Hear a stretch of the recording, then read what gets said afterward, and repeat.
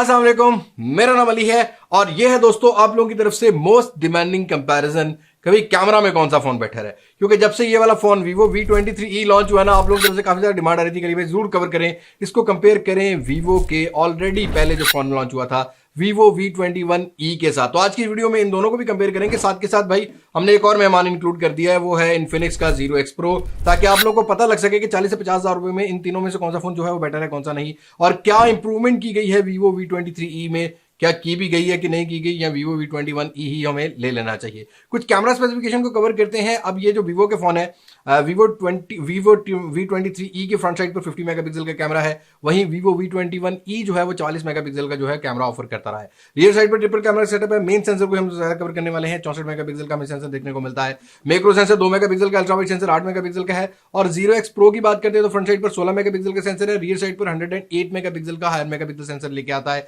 साथ के साथ यहां भी हम लोग इसकी क्वालिटी को चेक करेंगे। और इन्फिनिक्स Zero X Pro जो है वो कुछ ऑप्शन ज्यादा प्रोवाइड करता है, बट हम लोगों ने कंपेयर करना है इस नए मेहमान को इन दोनों फोन्स के साथ। तो हम लोग ज्यादातर जो ऑप्शंस मिल रही होंगे ना Vivo V23e में, वैसे ही कंपेयर करेंगे इन दोनों फोन्स के साथ, ताकि हम लोग को पता लग सके ना कितना अपग्रेड किया Vivo ने, कितना नहीं। और आपको अगर ये वीडियो हेल्पफुल लगती है, लाइक शेयर एंड सब्सक्राइब के साथ नोटिफिकेशन बेल आइकन को प्रेस कर लीजिएगा और कमेंट सेक्शन में बताइएगा कि आपको कौन सा कैमरा बेटर लगा है, क्योंकि ये बनाने का मकसद ये होता है कि आप अपनी प्रेफरेंसेस से भी जज कर सकें। अब मैं आपको ज्यादा बोर नहीं करता, वीडियो शुरू करते हैं।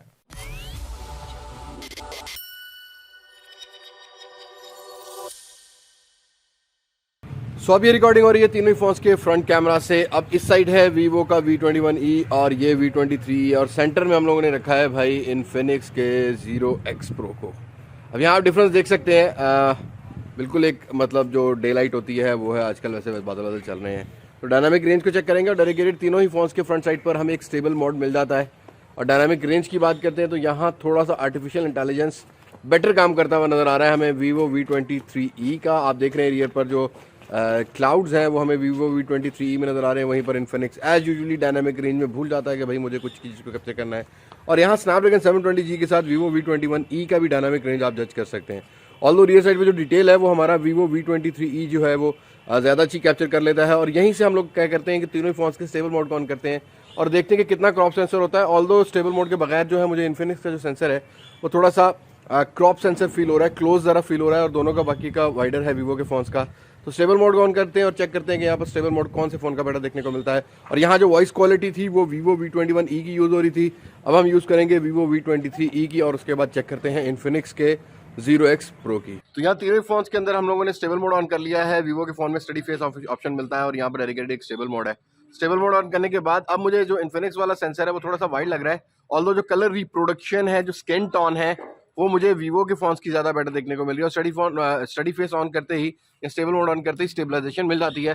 तो हम लोग यहाँ पर स्टेबलाइजेशन को भी चेक करते हैं और साथ के साथ हम लोग क्या करते हैं कि डायनामिक रेंज को भी चेक करते हैं। ऑल्दो यहाँ पर थोड़ा सा सैचुरेटेड इमेज है Vivo के दोनों फोन्स के अंदर, और बहुत ज़्यादा वाइटिश या थोड़ा सा आप कह सकते हैं कि ओवर एक्सपोर्ट टाइप का जो है वो हमें इन्फिनिक्स के Zero X Pro में देखने को मिल रहा है।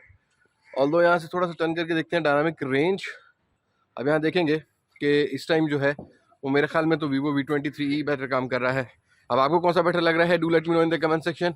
और अगेन यहाँ भी आप जज कर पाएंगे बेहतर, और स्टेबलाइजेशन कौन से फ़ोन की बेटर देखने को मिल रही है।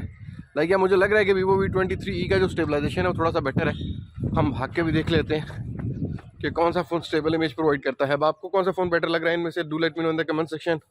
हम चलते हैं अपने अगले पार्ट की तरफ। और जो इन्फिनिक्स का फ़ोन है वो फ्रंट साइड पर 4K का भी जो है सपोर्ट करता है। बाकी दोनों फ़ोन जो है फ्रंट साइड पर 1080p 30 FPS ही सपोर्ट करते हैं। सो चलते हैं अपने अगले पार्ट की तरफ। और अब ये रिकॉर्डिंग हो रही है तीनों ही फोन्स के रियर कैमरा से। मैंने EIS मोड जो होता है ना वो ऑफ़ किया हुआ है, स्टेबल मोड ऑफ़ किया हुआ है। अब यहाँ अगर आप देखेंगे तो एक्सपोजर आई थिंक थोड़ा सा अच्छा मेंटेन कर रहा है Vivo का V23e। थोड़ा सा डार्क टोन प्रोवाइड कर रहा है हमारा इन्फिनिक्स Zero X Pro और Vivo का Vivo V21e। और V23e की अगर डायनामिक रेंज की बात करते हैं थोड़ी सी आर्टिफिशियल है, बट क्लाउड्स को सही तरीके से जज कर पा रहा है। और यहाँ दोनों ही फ़ोन्स के अंदर, Vivo के फ़ोन्स के अंदर हमें जो है वो 1080p 60 FPS भी मिलता है, लेकिन इन्फिनिक्स का फ़ोन भी 4K सपोर्ट करता है और Vivo V21e भी करता है। कलर प्रोडक्शन और एक्सपोजर को अगर हम लोग चेक करते हैं तो यहाँ पर हम लोग फ्रेम्स को चेक कर लेते हैं।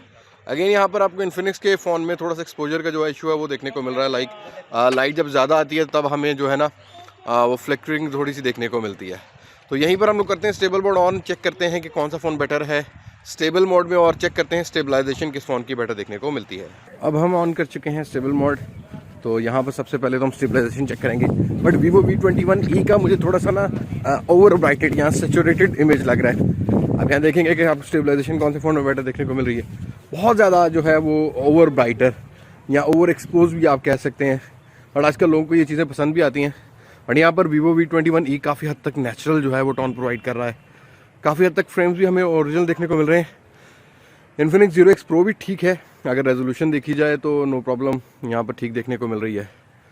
और अगेंस्ट द लाइट्स यहाँ पर Vivo V23e थोड़ा बेटर काम कर रहा है। वहीं डार्क लाइट कंडीशन हो गई है Infinix के Zero X Pro में, और हमारा Vivo V21e जो है वो भी हमें कंपैरेटिवली ओके देखने को मिल रहा है। बट लाइट ज़रा ना मैनेज करने में Infinix Zero X Pro जो है वो थोड़ा सा स्ट्रगल कर रहा है।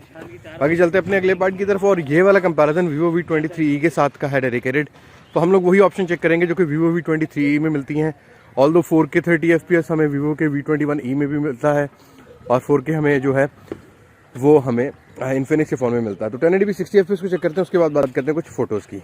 और अब हम तीनों ही फ़ोन्स की रियर साइड से 1080p 60 FPS पे रिकॉर्ड कर रहे हैं, और यहाँ फ्रेम्स का आइडिया लेना हमने। अब मुझे थोड़ा सा V23e भी फ्लिकरिंग नज़र आ रही है, लेकिन Infinix का फ़ोन जो है वो ज़्यादा फ्लिकरिंग करता है। वहीं पर Vivo V21e जो है वो मेंटेन रखे हुए है। तो उमयानी भाग के आओ मेरी तरफ। अब हम फ्रेम्स को देखेंगे और साथ के साथ 60 FPS की डिटेल को देखेंगे कि हमें कैसी देखने को मिलती है। और यहाँ कुछ हमें इस टाइप की जो फ्रेम्स की डिटेल है वो देखने को मिल रही है। और अगेंस्ट द सनलाइट भी जो 60 FPS है उसमें आप नोटिस करेंगे कि फ्रेम्स थोड़े से Vivo के फ़ोन जो हैं वो बेटर कैप्चर कर रहे हैं कंपैरेटिवली Infinix के फ़ोन। और Vivo V23 मुझे यहाँ पर इंप्रेस कर रहा है अपनी ब्राइटर टोन से, क्योंकि आजकल हमें इस तरह की वो चीज़ें बहुत ज़्यादा पसंद आती हैं। और वहीं पर 1080p 60 FPS पर Vivo V23e पर भी जूम कर सकते हैं, और यहाँ Infinix के फ़ोन पर भी कर सकते हैं आप। और साथ के साथ जो है 6x तक जूम यहाँ भी कर सकते हैं, तो मैं 6x तक कर लेता हूँ। तो यहाँ हमें डिटेल का जो डिफरेंसेस हैं वो हमें देखने को मिल रहे हैं। तो ये तो बात होगी रियर कैमरास की, वीडियोस की। अब स्लो मोशंस की बात करते हैं, और साथ के साथ बात करते हैं कि हमें पिक्चर्स कौन से फ़ोन में बेटर देखने को मिलती हैं। तो भाई ये थी वीडियोस। अब माइक की quality Infinix Zero X Pro की बहुत ही अजीब आती है, क्योंकि यहाँ पर आपको एक्सटर्नल नॉइस कैंसलेशन माइक नहीं मिलता, तो वो भी आपने जज कर लेना है जब हम लोगों ने इसको जरूर बात की है। बाकी दोनों फोन्स का जो माइक क्वालिटी वो बेटर देखने को मिलता है। फ्रंट वीडियोस में मुझे Vivo V21e जो है वो ज्यादा बेटर लगा, ऑल्दो जो डायनामिक रेंज को अच्छे तरीके से जो AI जज कर पाता है वो Vivo के V23e में कर पाता है। और साथ के साथ अगर रियर कैमरा की वीडियोस की बात करते हैं तो 1080p 30 FPS में Vivo V21e जो है वो बेटर रहा। Infinix Zero X Pro में हल्का फुल्का एक्सपोजर वाला इश्यू टिल नाउ अभी भी है, लेकिन 60 FPS में Infinix Zero X Pro जो है वो ज्यादा बेटर काम करता है कंपैरेटिवली बोथ अदर फोन्स। और Vivo V23e के अंदर मुझे लगता है कि बहुत सारी अपडेट्स की जरूरत है, जिसके बाद जो एक्सपोजर ओवर ब्राइटर कर रहा है ना, एक्स्ट्रा एक्सपोज कर रहा है या बहुत ज्यादा ब्राइटनेस दे रहा है, उस चीज को सॉर्ट आउट करने की जरूरत है। मैं ऐसा बंदा हूं जिसको नेचुरल लुक पसंद आती है, तो भाई यहाँ पर Vivo V23e को जो है वो अपडेट की जरूरत है। बात करते हैं कुछ स्लो मोशन की। अब Vivo V23e में सिर्फ 720p 120 फ्रेम पर सेकंड का ऑप्शन है। Vivo V21e जो है वो 1080p 120 फ्रेम पर सेकंड प्रोवाइड करता है। Infinix Zero X Pro जो है वो 960 फ्रेम पर सेकंड भी प्रोवाइड कर देता है, बट इस कंपैरिजन में हम लोग 120 फ्रेम पर सेकंड की बात करें तो यहां पर मुझे Infinix Zero X Pro जो है वो फ्रेम भी बेटर देता हुआ मिला, और साथ के साथ डिटेल भी अच्छी कैप्चर कर लेता है। बहुत ज्यादा डार्क कर दिया 720p पिक्सल से Vivo V23e ने, और वहीं 21e जो है वो कंपैरेटिवली Vivo V23e बेटर है। बट अगर मैं स्लो मोशन की बात करता हूं तो यहां पर Infinix Zero X Pro जो है वो ज्यादा बेटर काम करता हुआ नजर आया। फ्रंट सेल्फी कैमरा की बात करते हैं तो भाई 50 मेगापिक्सल की भी ऑप्शन मिलती है आपको हमारे Vivo V23e में, और 44 मेगापिक्सल की ऑप्शन मिलती है हमारे Vivo V21e में। डिटेल मुझे अच्छी देखने को मिली। ऑटो आई फोकस टेक्नोलॉजी तीनों ही फोन्स के अंदर प्रॉपर काम करता है, लेकिन यहां बहुत ज्यादा मुश्किल से भी मैं डिसाइड कर पाऊंगा कि जो Vivo V21e का इमेज है वो ज्यादा क्रिस्प और कलर रिप्रोडक्शन हमें फ्रंट साइड के हायर मेगापिक्सल की सेल्फी कैमरा में ज्यादा बेटर देखने को मिली। ऑल्दो जो Infinix Zero X Pro है यहां पर हमें कोई भी हायर मेगापिक्सल देखने को नहीं मिलता। और साथ के साथ एक चीज यहां पर ये मेंशन करना चाहूंगा कि जो Vivo का एल्गोरिथम है ना, उसमें भाई जब जिसकी दाढ़ी ज्यादा होती है ना, जैसे मेरी है, तो ओवर ब्राइटर इमेज या बहुत ज्यादा सैचुरेटेड इमेज जो है वो प्रोवाइड कर रहा होता है, मॉडिफाई करके प्रोवाइड कर रहा होता है। ऐसी अगर कोई कम दाढ़ी वाला जो है जिसके फेस पे कम दाढ़ी होती है वो कैप्चर करे तो यहाँ पर डिटेल अच्छी देखने को मिलती है। पोर्ट्रेट्स तीनों ही फोन अच्छी कैप्चर कर लेते हैं, लेकिन भाई आपको यहाँ पर जो डिटेल है वो Vivo के 21e में ज्यादा बेटर देखने को मिलेगी कंपैरेटिवली बोथ अदर फोन्स।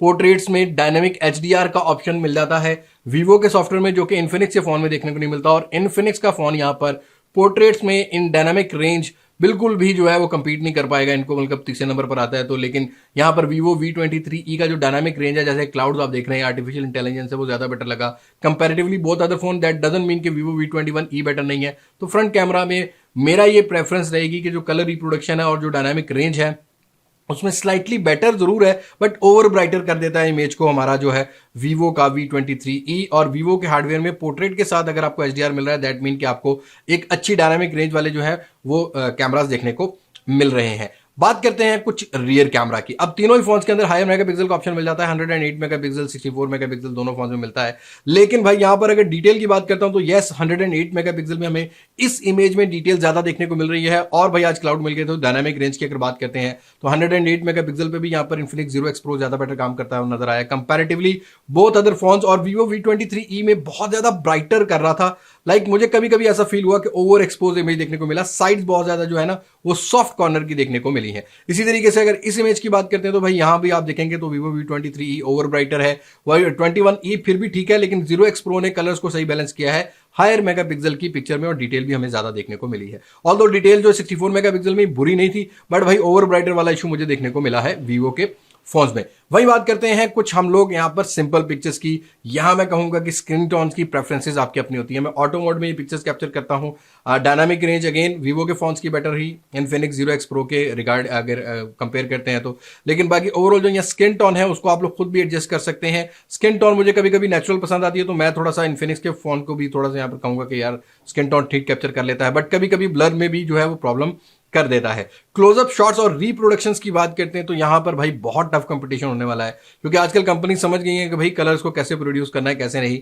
यहां पर मुझे Vivo V21e क्लोजअप शॉट्स में ज्यादा बेटर देखने को मिला। लाइक इस इमेज में आप देख रहे हैं तो डिटेल हमें Vivo V21e में मिल रही है, लेकिन Vivo V23e भी ठीक काम करता हुआ नजर आया। इन्फिनिक्स के फोन में कभी कभी मुझे फोकस का इशू नजर आया, लाइक पूरे ऑब्जेक्ट को फोकस नहीं कर पाता, कहीं ना कहीं कोई ब्लरी इमेज जो है वो प्रोवाइड करता रहा है। तो कलर प्रोडक्शन में यहां पर Vivo के फोन सुपीरियर होंगे कंपैरेटिवली इन्फिनिक्स फोन, और डायनामिक रेंज में भी Vivo के फोन जो है वो ज्यादा बेटर देखने को मिल रहे थे। अब बात करते हैं कुछ रियर पोर्ट्रेट की, तो यहां भी मैं कहूंगा कि इन्फिनिक्स को अभी भी स्टिल अपडेट की जरूरत है। ऑल्दो अपडेट आ चुकी थी, लेकिन भाई कभी कभी फोकस नहीं करता, एजेस को सही तरीके से शार्प जो है एजेस प्रोवाइड नहीं करता, डायनामिक रेंज स्ट्रगल करती है। साथ के साथ अगर Vivo के फोन्स की भी बात करते हैं तो यहां मैं इनको भी कहूंगा कि भाई 23e में आपकी अपडेट की बहुत जरूरत है। लाइक यहां पर हमें जो है ना वो साइड जो इमेज होता है वो उसमें हल्का फुल्का जो ब्लरीनेस है ना वो इफेक्ट देखने को मिल रहा है। ऑल्दो पोर्ट्रेट अच्छे कैप्चर कर लेता है, डिपेंड ऑन स्किन प्रेफरेंसेस। और साथ के साथ अगर बात करते हैं यहां पर मैक्रो शॉट्स की, तो 2 मेगापिक्सल के सेंसर है, ज्यादा डिटेल एक्सपेक्ट नहीं करनी, बट यहां पर Vivo V21e जो है वो कंपैरेटिवली बहुत अदर फोन जो है वो हमें मैक्रो शॉट्स में भी बेहतर काम करता हुआ नजर आया। अब बात करते हैं कुछ नाइट मोड की। तीनों ही फोन्स के अंदर डेडिकेटेड नाइट मोड दिया गया, सुपर नाइट मोड दिया गया है। फ्रंट साइड की बात करते हैं तो यहां पर Vivo V21e ज्यादा बेटर नजर आया। Vivo के फोन जो है वो नाइट मोड में जो उनका एल्गोरिथम है वो ज्यादा बेटर है। इन्फिनिक्स थोड़ा सा स्ट्रगल जरूर करता है। इसी तरीके से अगर हम रियर कैमरा की बात करते हैं, कुछ आर्टिफिशियल लाइट्स की बात करते हैं, तो यहां मुझे लगा कि Vivo का V23e थोड़ा सा बेटर है, बट वही ओवर ब्राइटर वाला इशू हमें देखने को मिल रहा है।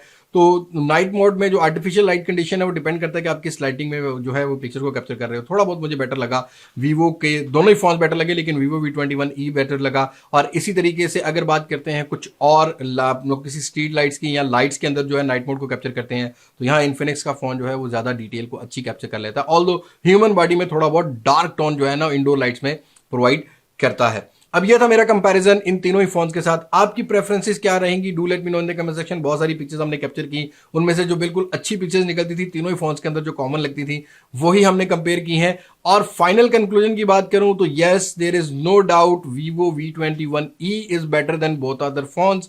लेकिन भाई Vivo ने इसको डिसकंटिन्यू कर दिया और थोड़ी सी प्राइस नहीं बल्कि ठीक ठाक प्राइस बढ़ा के Vivo V23e उतार दिया है। तो अभी भाई मैं आपको ये कहूंगा कि प्राइस कट करने का जो है वेट कर लेना, उसके बाद डिसाइड करना कि Vivo V23e की तरफ जाना है कि नहीं जाना। और आगे इन फ्यूचर और भी बहुत सारे फोन आने वाले हैं, उनके साथ भी अगर आप कंपैरिजन करना चाहते हो तो do let me know in the comment section. और इन्फिनिक्स ने भाई अच्छी बात यह है कि थोड़ा सा जो है वो टफ टाइम दिया है, लेकिन अभी भी बहुत सारी ऑप्टिमाइजेशन की जरूरत है। मैंने इन्फिनिक्स के फोन के 60x मेंशन नहीं किया, वो आप इन्फिनिक्स से फोन से कैप्चर कर सकते हैं।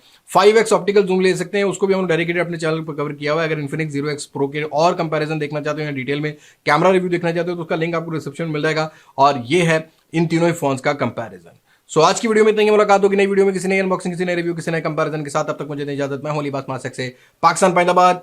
अल्लाह हाफिज।